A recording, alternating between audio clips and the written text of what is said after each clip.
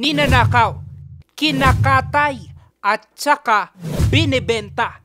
Ito ang modus ng isang 38 anyos na lalaking dog meat trader di umano sa bayan ng Basista, Pangasinan.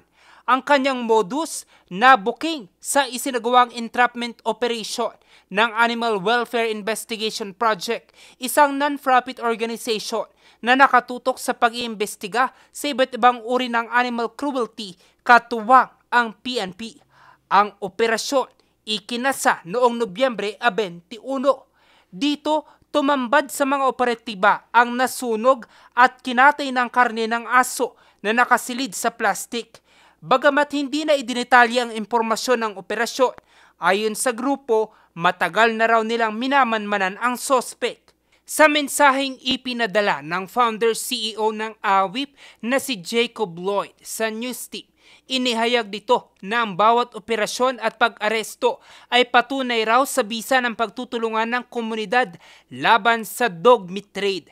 Dagdag pa nila, hindi raw dito nagtatapos ang kanilang kampanya, lalo pat organisado raw ito ayon sa grupo.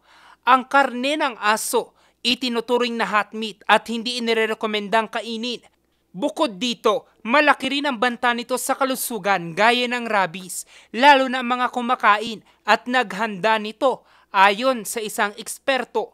Ang danger din po kasi nito is yung mga nag-handle nung aso mismo, nagtatay ng nito.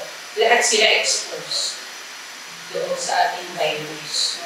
Pero inuulit ko, hindi ko dati ina-advocate kapag yung aso. Ang sospek mahaharap sa reklamong paglabag sa Republic Act No. 8485 o Animal Welfare Act of 1998 na may karampatang parusa na 6 na buwan hanggang 2 taong pagkakakulong at multang 1,000 hanggang 5,000 piso. Jose Robert Inventor, RNG News.